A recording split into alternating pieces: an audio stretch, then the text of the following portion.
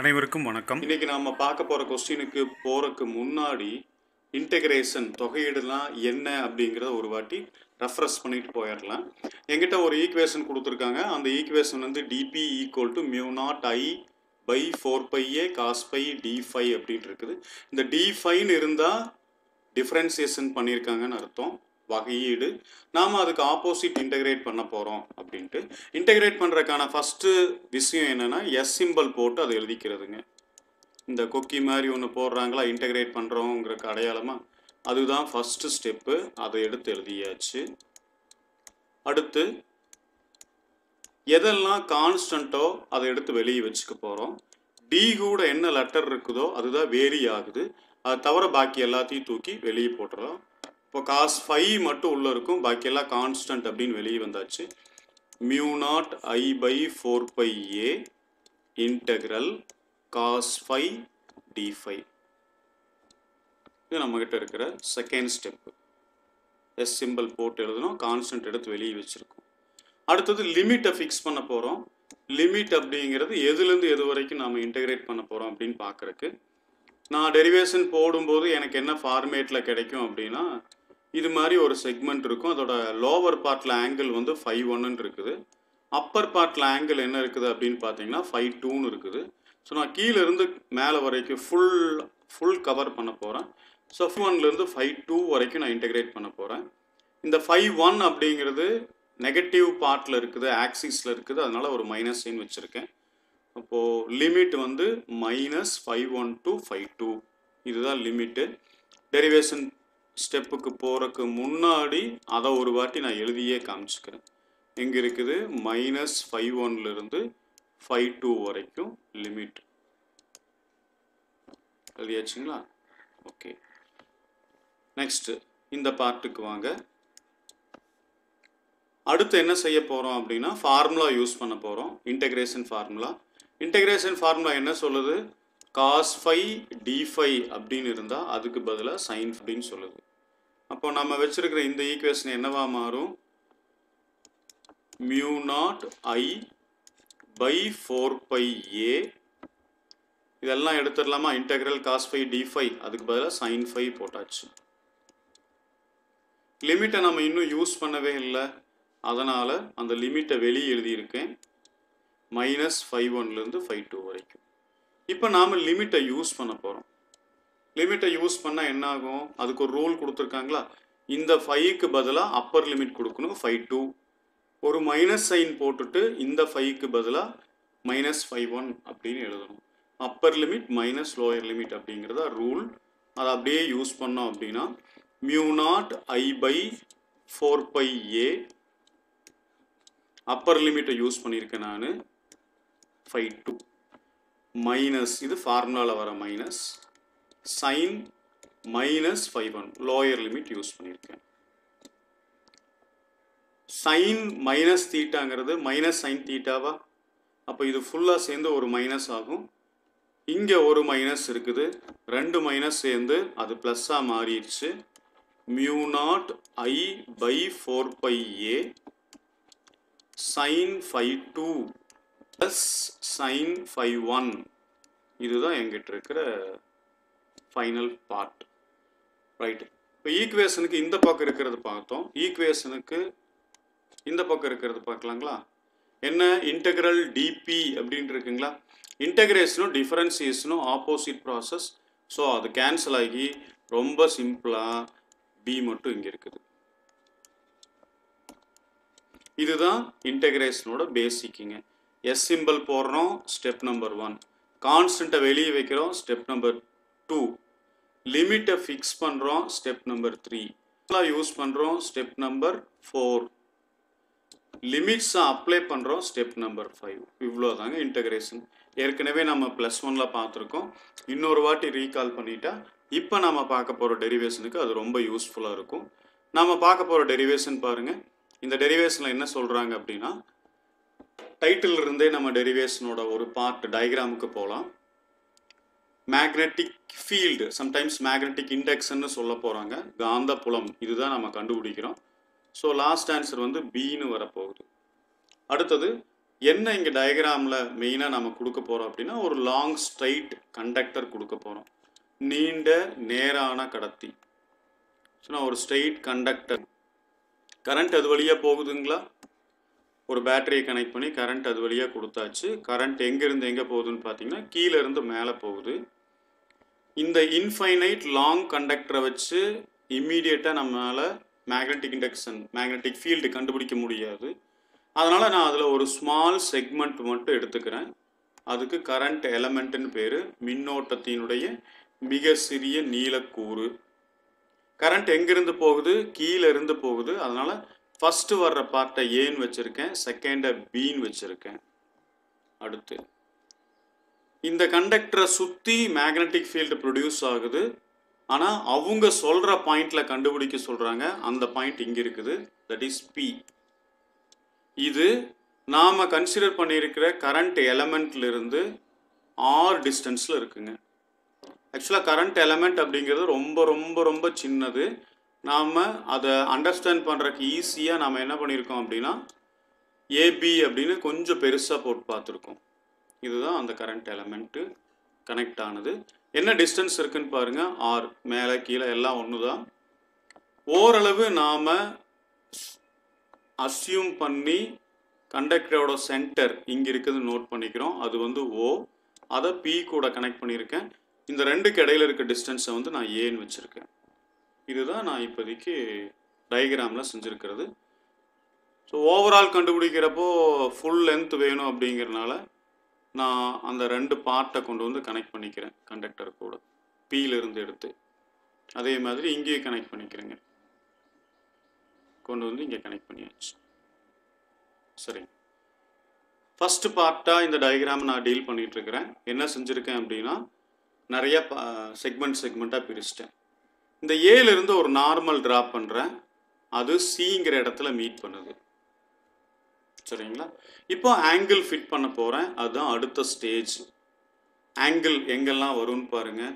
TL இருக்குது பார்த்தீங்களா, current element AB, அதோட டைரக்ஷன் வந்து டிஎல். அதுக்கும் ஆர் வெக்டர் இருக்குது பார்த்தீங்களா, ஆர் கேப், அந்த ரெண்டுக்கு இடையில இருக்கிற ஆங்கிள் தான் தீட்டா. அதனால் இந்த பார்ட்டில் நான் தீட்டான்னு நோட் பண்ணிக்கிறேன். இது theta, segment number 1. Second segment இந்த ஏரியாவில் இருக்குது. இங்கே இருக்கிற ஆங்கிள் எவ்வளோ இருக்குது அப்படின்னு பார்த்தீங்கன்னா D5ன்னு இருக்குங்க. தேர்டு செக்மெண்ட் இங்கே இருக்குது. இங்கே என்ன ஆங்கிள் நான் வச்சுருக்கேன் அப்படின்னா 5ன்னு வச்சுருக்கேன். அப்புறம் இன்டகிரேட் பண்ணுறப்போ ஓவரால் எடுக்கணுங்களா, அதுக்காக இந்த ஏரியா ஃபுல்லாக, இந்த பார்ட் ஃபுல்லாக 5-1 ஆங்கிள் வச்சுருக்கேன். இந்த செகண்ட் ஆஃப் ஃபுல்லாக 5. அதனால தான் நம்ம லிமிட் வைக்கும்போது என்ன பண்ணியிருக்கோம், -512 to 5.2 அப்படின்னு லிமிட் வச்சுருக்கோம். சரிங்களா? ரைட். இப்போது டெரிவேஷனுக்கு போகிறதுக்கு முன்னாடி பேசிக்காக சில விஷயத்தை நான் ரெடி பண்ணி வச்சுக்கிறேன், டெரிவேஷன் ஈஸியாக இருக்கிறதுக்காக. அதுக்காக இந்த படமெல்லாம் போடுறேன். இந்த படமெல்லாம் நீங்கள் பரீட்சையில் போட வேண்டிய அவசியம் இல்லை. புக்கில் என்ன இருக்குதோ அதை ப்ரிப்பேர் பண்ணி அதை அப்படியே நீங்கள் பரீட்சைக்கு எழுதுனா போதும். பாருங்கள், இந்த பார்ட் 1 இருக்குது பார்த்தீங்களா, அதை டயக்ராமாக இங்கே எழுதியிருக்கேன். ஏபிங்கிறது டிஎல், இங்கே ப்ரொடியூஸ் ஆகிற ஆங்கிள் வந்து தீட்டா. ரைட். இப்போ எனக்கு இந்த ஏசி வேணுங்க. என்ன எடுத்தால் ஏசி கிடைக்கும்? இந்த ட்ரையாங்குலர் இருக்குது பாருங்கள், ஏபிசியில் ஆப்போசிட் தானுங்க ஏசி. இப்போ சைன் தீட்டா எடுத்தால் கிடைக்குமா? So sine theta equal to, தீட்டாக்கு ஆப்போசிட்டில் என்ன இருக்குது, ஏசி. ஹைப்போட்டூனஸ் என்ன இருக்குதுங்க, ஏபி, கர்ணம். இங்கே இருக்கிற ஏபிக்கு பதிலாக டிஎல்னு சப்ஸ்டிட் பண்ணிக்கலாங்களா? இப்போ என்ன ஆகும், sine theta equal to AC by DL. எனக்கு என்ன வேணும்னு சொன்னேன், AC. So AC equal to DL sine theta. இது ஈக்குவேஷன் 1ன்னு நான் வச்சுருக்கேன். ஸோ ஃபஸ்ட் பார்ட் முடிஞ்சுங்களா? அடுத்து செகண்ட் செக்மெண்ட் எடுத்துட்டேன். இதான் இந்த இடத்துல இருக்கிறது. இதை சிம்பிளான டயக்ராமாக நாம் போட்டு அண்டர்ஸ்டாண்ட் பண்ணிக்கலாம். இந்த மாதிரி போட்டேங்க. உள்ளே இருக்கிற ஆங்கிள் என்ன இருக்குதுங்க, D5. இது ஏசி, இது ஆர், இங்கே இருக்கிற பாயிண்ட் வந்து பி. இதுலேயும் எனக்கு ஆப்போசிட் தான் வேணும், அதனால் ஏசி தான் வேணும். அதனால் சைன் D5 கண்டுபிடிக்கிறேன். என்ன இருக்கும், ஆப்போசிட் பை ஹைப்போட்டூனஸ். இந்த ஏபிக்கு பதிலாக ஆர்னு சப்ஸ்டிட் பண்ணலாங்களா? So so sine d phi equal to AC by R. என்ன வேணும் எனக்கு? ஏசி வேணும். அதனால் ஆர் சைன் டி ஃபைன்னு வச்சுக்கலாம். இதில் முக்கியமான விஷயம் என்னென்னா, இந்த டி ஃபையோட வேல்யூ வந்து ரொம்ப ரொம்ப ரொம்ப கம்மிங்க. அதனால் அதுக்கு சைன் எடுக்கிறதுக்கு பதிலாக, அதாவது சைன் டி ஃபைன்னு சொல்கிறதுக்கு பதிலாக நம்ம டி ஃபைனே சொல்லிக்கலாம். கிட்டத்தட்ட ரெண்டும் ஒன்று தான். அப்போது ஏசிக்கான ஈக்குவேஷன் என்னன்னு மாறுது? AC equal to R sine d ஃபைக்கு பதிலாக வெறும் டி ஃபைன்னு போட்டாச்சு. இது ஈக்குவேஷன் 2. என்ன ஸ்பெஷல்னா, இந்த ரெண்டு ஈக்குவேஷன்லேயுமே ஏசி தான் கண்டுபிடிச்சிருக்கோம் ஒரு சைடு. இதுதான் ஐடியா ஞாபகம் வச்சுக்கிறதுக்கு. ரைட், இப்போ நான் தேர்டு செக்மெண்ட்டுக்கு வந்துட்டேன். தேர்டு செக்மெண்ட்டில் என்ன நடக்குதுன்னு பாருங்கள். ஃபைங்கிற ஆங்கிள் உள்ளே இருக்குது. இது ஏ, இந்த டிஸ்டன்ஸ் வந்து ஆர், இது ஓஏ, அப்புறம் இந்த பாயிண்ட் வந்து பி. புரிஞ்சுங்களா? அடுத்ததுக்கு வருவோம். இப்போ எனக்கு காஸ் 5 வேணுங்க டெரிவேஷன் போடும்போது. இப்போ இது ஆப்போசிட்னா இது அட்ஜசன்ட் சைடு, அடுத்துள்ள பக்கம், பை கர்ணம், அதாவது ஏபி. ஏபியோட வேல்யூ ஆர்னு சப்ஸ்டிட் பண்ணால் என்ன ஆகும்? காஸ் 5 ஈக்குவல் டு ஓபிக்கு பதிலாக ஏ, ஏபிக்கு பதிலாக ஆர். எனக்கு இதில் ஆர் வேணும். அப்போ இடம் மாற்றிக்கலாங்களா? ஏ பை காஸ் 5. இது ஈக்குவேஷன் 3ன்னு வச்சுருக்கேன். நான் என்ன செஞ்சுருக்கேன் அப்படின்னா, டெரிவேஷனை ஈஸி பண்ணுறதுக்காக பேசிக் ஒர்க்கெல்லாம் கொஞ்சம் நிதானமாக பார்த்துட்ருக்கேன். டெரிவேஷனை ஸ்பீடு பண்ணிக்க போகிறேன். டயக்ராம் போட்டேன், டயக்ராமில் ஆங்கிள் ஃபிட் பண்ணேன். அதில் ஒரு 3 பார்ட்டை மட்டும் கண்டுபிடிச்சி ஏசிக்கு 2 ஈக்குவேஷனும் ஆருக்கு ஒரு ஈக்குவேஷன் மட்டும் எடுத்து வச்சுருக்கேன். இதை வச்சு நான் டெரிவேஷனை ஈஸி பண்ணிக்க போகிறேன். இப்போ கொஸ்டின் நான் ரீட் பண்ணி பார்க்குறேன். டைட்டில் என்ன சொல்லியிருக்காங்களோ அதை வச்சு டயக்ராம் போட்டுக்கிறேன். நான் போட்டிருக்கிற டயக்ராமுக்குள்ள அந்த லாங் ஸ்ட்ரைட் கண்டக்டர் இருக்குது பார்த்தீங்களா, அது வந்து ஒய் டேஷ் அப்படின்னு பேர் வச்சுருக்கேன். கரண்ட் வந்து கீழே இருந்து மேலே போகுது. அப்போது ஃபஸ்ட்டு மீட் பண்ணுற கரண்ட் எலமெண்ட்டோட அந்த போர்ஷனை ஏன்னு வச்சுக்கிறேங்க. டாப்பில் இருக்கிற பார்ட்டை வந்து பின்னு வச்சுக்கிறேன். அடுத்தது நாம் மேக்னெட்டிக் இண்டக்ஷன் கண்டுபிடிக்கிறது இந்த பிங்கிற பாயிண்டில். அங்கே அதோட டைரக்ஷன் எப்படி இருக்கும் அப்படின்னு இண்டிகேட் பண்ணுறதுக்கு ரைட் ஹேண்ட் ரூல் இதை நாம் யூஸ் பண்ண போகிறோம். கரண்ட் ஃப்ளோ ஆகிற கண்டக்டரை நான் கையில் பிடிச்சிருக்கேன் ரைட் ஹேண்ட் வச்சு. தம்போட டைரக்ஷன் எதை இண்டிகேட் பண்ணுதுன்னா கரண்ட்டோட டைரக்ஷனை இண்டிகேட் பண்ணுது. பெருவிரல் மின்னோட்டத்தினுடைய திசையை காட்டுது. விரல்களை நாம் ஃபோல்டு பண்ணி வச்சுருக்கோமா ஃபிங்கர்ஸை, அந்த டைரக்ஷன் வந்து மேக்னெட்டிக் இண்டக்ஷனோட டைரக்ஷனை இண்டிகேட் பண்ணுது. ரெண்டே பேர் இந்த கதையில், தம்பு கரண்ட்டும் ஃபிங்கர்ஸும் மேக்னெட்டிக் இண்டக்ஷனும். இப்போ நாம் கொடுத்து வச்சிருக்கிற கண்டக்டர்லையும் அதே மாதிரி அஸ்யூம் பண்ணி பார்த்தோம் அப்படின்னா தம்ப் டைரக்ஷனை யூஸ் பண்ணி ஐ கால்குலேட் பண்ணிக்கலாம், ஐயோட டைரக்ஷனை. இப்போ ஃபிங்கர்ஸ் ஃபோல்ட் பண்ணியிருக்கிற டைரக்ஷனை வச்சு பிங்கிற பாயிண்டில் மேக்னெட்டிக் இண்டக்ஷன் நான் எடுக்கிறேன். அது எப்படி இருக்கும்? ஆக்டிங் இன்வர்ட்ஸ்னு இருக்கும். விரல் உள்ளே போச்சு பார்த்தீங்களா? அதை இண்டிகேட் பண்ணுறதுக்கு இந்த இடத்துல கிராஸ் சிம்பிள் நான் போட்டிருக்கேன். இதை மறக்காமல் டயக்ராமில் நோட் பண்ணிக்கோங்க. அந்த இடத்துல ஆக்ட் ஆகிற யூனிட் வெக்டர் என் கேப், ஓரளவுக்கு வெக்டர், அதையும் டயக்ராமில் நோட் பண்ணிக்கணும். டயக்ராம் பற்றி நம்ம ஏற்கனவே பார்த்தாச்சு, அதனால் நான் டெரிவேஷனுக்கு வந்தாச்சு. ஒரு கண்டக்டர் வழியாக கரண்ட்டு ஃப்ளோ ஆகுது, மேக்னெட்டிக் ஃபீல்டு ப்ரொடியூஸ் ஆகுது அப்படின்னா அதுக்கான இன்ஃபர்மேஷனை கொடுக்கறது பையட் சாவர்ட்டில் தான். அங்கேருந்து டெரிவேஷன் ஸ்டார்ட் பண்ணிக்கிறேன். So dB vector equal to mu naught by 4π IDL sine theta by R square into N cap. இதுதான் நான் ஃபஸ்ட்டு ஸ்டார்டிங்கில் எடுத்துருக்கிறது. இனி டெரிவேஷனோட பாக்கி ஸ்டெப்ஸ் எல்லாம் நான் ஆல்ரெடி பேசிக்லேயே சொல்லிட்டதுனால இங்கே கட் பண்ணிட்டேன். நீங்கள் புக்கில் இருக்கிற மாதிரி படித்து அதே ஸ்டெப்பு தான் எழுதணும், மாற்ற வேண்டாம். So AC sine theta. இன்னொரு பார்ட்லேருந்து நம்ம என்ன பண்ணியிருப்போம்? செகண்ட் செக்மெண்ட்லேருந்து ஏசி ஈக்குவல் டு ஆர் டி5ன்னு கண்டுபிடிச்சிருப்போம். இது நம்ம ஆல்ரெடி பேசிக்லேயே பார்த்துட்டோம். அந்த ஸ்டெப்பு தான் இங்கே யூஸ் பண்ண போகிறோம். இந்த பக்கம் ரெண்டும் ஏசி ரெண்டும் ஈக்குவலாக இருந்துச்சுன்னா அந்த பக்கம் இருக்கிற டிஎல் சைன் தீட்டா அப்படிங்கிறது ஆர் டி5க்கு ஈக்குவலாக இருக்கும். இப்போ நாம் கண்டுபிடிச்ச இந்த வேல்யூவை பையட் சாவர்ட் லால சப்ஸ்டிட் பண்ணால் என்ன ஆகும்னு பாருங்கள். DB vector equal to mu naught by 4 by I அப்படியே இருக்குது, கீழே இருக்கிற ஆர் ஸ்கொயர் அப்படியே இருக்குது, என் கேப் அப்படியே இருக்குது. என்ன மாறுது அப்படின்னு பார்த்தீங்கன்னா டிஎல் சைன் தீட்டாக்கு பதிலாக ஆர் டி5 வந்திருக்குது. அடுத்து இங்க இருக்கிற ஆரும் இந்த ஆரும் கேன்சல் பண்ணிக்கலாங்களா? மீதி இருக்கிறத எடுத்து அப்படியே எழுதிக்கோங்க. Mu naught I by 4 pi r, கீழே இருக்குது ஆர், இந்த டி5யும் என் கேப்பும் மேலே இருக்குங்க. இனி ஒன்று நாம் யூஸ் பண்ண வேண்டியது இருக்குங்களா? ஆரோட வேல்யூ என்னன்னு பார்த்தோம் ஏற்கனவே, ஏ பை காஸ் 5ன்னு பார்த்துருக்கோம். அதை நான் என்னன்னு வச்சுருந்தேன், ஈக்குவேஷன் 3ன்னு வச்சுருந்தேன். அதை கொண்டு வந்து இந்த இடத்துல சப்ஸ்டிட் பண்ணிக்கலாங்களா? அப்போ என்ன ஆகும், இப்போ ஃபார்முலா எப்படி சேஞ்ச் ஆகுதுன்னு பாருங்க. DB vector equal to mu naught I by 4 pi, இதுலலாம் எந்த சேஞ்சும் இல்லை. டி5 ஆல்ரெடி இருக்குது, என் கேப் ஆல்ரெடி இருக்குது, ஒன்றே ஒன்று சேஞ்சு, ஆருக்கு பதிலாக ஏ பை காஸ் பைன்னு போட போகிறோம். அடுத்து இந்த காஸ் பை அடுத்த ஸ்டெப்பில் மேலே கொண்டு வந்துடலாமா? அப்போ என்ன ஆகும், dp vector equal to mu naught I by 4 by A, cos pi மேலே போயிடுச்சு.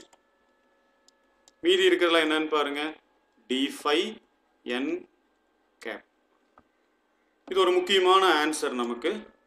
டிஎல்ங்கிற ஸ்மால் லென்த் எடுத்தோம், மேக்னெட்டிக் ஃபீல்டு டிபின்னு கிடைச்சது. என்டையர் கண்டக்டருக்கு, டோட்டல் கண்டக்டருக்கு எடுத்தால் நமக்கு என்னன்னு கிடைக்கும், பின்னு கிடைச்சிருக்கும். ஸோ நம்மகிட்ட இருக்கிற டிபியை இன்டகிரேட் பண்ணுனா நமக்கு பி கிடைச்சிரும். அடுத்து நம்ம பார்க்க போகிறது இன்டகிரேஷன் ஸ்டெப்பு தான். இதை பற்றியும் நம்ம ஏற்கனவே பார்த்தாச்சு. ஸோ ஸ்பீடாக போய்க்கலாம். டிபி இருக்குங்களா, அதை இன்டகிரேட் பண்ணால் நமக்கு என்ன கிடைக்கும், பி கிடைக்கும். வேல்யூட சப்ஸ்டிட் பண்ணால் என்ன ஆகும், mu naught I by 4 by A cos 5 டி5 என் கேப். இன்டகிரேட் பண்ணுறதுக்கு ஃபஸ்ட்டு என்ன செய்யணும், எஸ் சிம்பிள் போடணும் இன்டகிரேட் பண்ணுறோங்கிறதுக்கு. அடுத்து கான்ஸ்டன்ட் எடுத்து வெளியே வச்சுக்கிறோம். Mu naught I 4 by A integral cos 5 டி5 என் கேப். அடுத்து ஃபார்முலா யூஸ் பண்ண போகிறோம். இந்த இன்டகிரல் காஸ் 5 டி5க்கு பதிலாக நாம் சைன் 5ன்னு சப்ஸ்டிட் பண்ணிக்கலாம். இப்போ என்ன ஆகும், B equal to mu naught I by 4 by a sine 5 இன்டகிரேஷன்லேருந்து வந்திருக்குது. ரைட், லிமிட்டை நாம் எழுதலை பாருங்க. -5(1)லேருந்து 5(2) வரைக்கும் லிமிட் இருக்குது. -5(1)லேருந்து 5(2) வரைக்கும் லிமிட் இருக்குது. இப்போ நாம் லிமிட்டை அப்ளை பண்ணலாம். லிமிட்டை அப்ளை பண்ணுறப்ப என்ன ஆகும், இந்த உள்ளே இருக்கிற ஸ்டெப்பு sin 5(2) மைனஸ் sin -5(1) அப்படின்னு மாறும். கரெக்டுங்களா? ஈஸியாக சொல்லணும்னா இங்கே இருக்கிற மைனஸும் இங்கே இருக்கிற மைனஸும் சேர்ந்து ப்ளஸ்ஸாக மாறுது அப்படின்னு கூட சிம்பிளாக முடிச்சிடலாம். முடிச்சதுக்கப்புறம் நமக்கு என்ன ஸ்டெப்பு ஃபார்முலாவாக கிடைக்குதுன்னு பாருங்கள். டிபி அது பியாக மாறிடுச்சு, இன்டகிரேட் பண்ணி கட் பண்ணிட்டோம். Mu naught I by 4 by A, உள்ளுக்குள்ளார என்ன இருக்குது, sin 5(2) ப்ளஸ் sin 5(1) இன்ட்டு என் கேப். இந்த என் கேப் மறந்துடக்கூடாது. இப்போ திருப்பி வச்சுக்கிறேன் 1-2 லைனாக வர்ற மாதிரி. Mu naught I by 4 by a sin 5(1) plus sin 5(2) into N cap. இப்போ நம்ம யூஸ் பண்ணிகிட்டு இருக்கிறது இன்ஃபைனைட் லாங் ஸ்ட்ரைட் கண்டக்டர். அதில் பிங்கிற பாயிண்ட்டுக்கு மேக்னெட்டிக் இண்டக்ஷன் கண்டுபிடிச்சிருக்கோம். நாம் சிம்பிளாக இந்த மாதிரி கனெக்ட் பண்ணி காமிச்சிட்டோங்க. இப்படி ஒருவேளை அது இன்ஃபைனைட் டிஸ்டன்ஸாக இருந்தால் ரொம்ப லாங்கில் வேறு எங்கேயோ கனெக்ட் ஆகுங்களா, இந்த கண்டக்டரும் நாம் இங்கே லைன் ட்ரா பண்ணுறதும். அப்போ ஆங்கிள் என்னவா இருக்குன்னு பாருங்கள். எங்கேயோ கனெக்ட் பண்ணுறதுனால தீட்டாவோட வேல்யூ இந்த இடத்துல 19 மாறிடும். இப்போ என்ன ஆகுது, 5(1) அப்படிங்கிறதும் 5(2) அப்படிங்கிறதும் 19 மாறிடுச்சு. இதை மறக்காமல் நாம் வேர்டிங்ஸ்லேயும் எழுதி காட்டணும். ஃபார் லாங் ஸ்ட்ரைட் கண்டக்டர், முடிவிலா நீளம் கொண்ட ஒரு நீண்ட நேர்கடத்திக்கு 5(1) ஈக்குவல் டு 5(2) ஈக்குவல் டு 90. அப்போது சைன் 90யோட வேல்யூ என்னன்னு மாறுங்க 1. அதை கொண்டு வந்து அங்கே சப்ஸ்டிட் பண்ணால் என்ன ஆகுது? b equal to mu naught I pi 4πa 1 + 1. n cap மறக்காமல் எழுதிக்கணும். 1 + 1 2ங்களா? பட் இங்கே இருக்கிற 2வும் இந்த 4ஐயும் கட் பண்ணிக்கலாமா? எனக்கு என்ன கிடைக்குதுன்னு பாருங்க. b equal to mu naught I pi 2πa n cap அப்படின்னு ஆன்சர் கிடைக்குது. ஸோ இதுதான் ஃபைனல் ஆன்சர். இந்த ஆன்சரை நாம் மெமரைஸ் பண்ணி வச்சுக்கணும். எப்போவுமே ஃபைனல் ஆன்சருக்கு ஒரு மார்க் இருக்குது, அதை மறந்துடக்கூடாது. இன்றைக்கி நாம் யூஸ் பண்ண டெக்னிக் என்ன அப்படின்னா, பேசிக்கை நிதானமாக பார்த்துட்டு டெரிவேஷனை ஸ்பீடு பண்ணிக்கிறோம். இது மாதிரி நீங்கள் செஞ்சீங்க அப்படின்னா நமக்கு பரீட்சை எழுதும்போது ஒவ்வொரு டைமும் திரும்ப திரும்ப படிக்க வேண்டியது இருக்காது. அப்படியே படித்தாலும் சீக்கிரம் ரிவைஸ் பண்ணி முடிச்சிடலாம். புரிஞ்சுக்கிறதுக்கு இந்த மெத்தடை யூஸ் பண்ணுங்கள். எழுதுறது புக்கில் இருக்கிற மெத்தடை யூஸ் பண்ணி எழுதுங்க. தேங்க்யூ.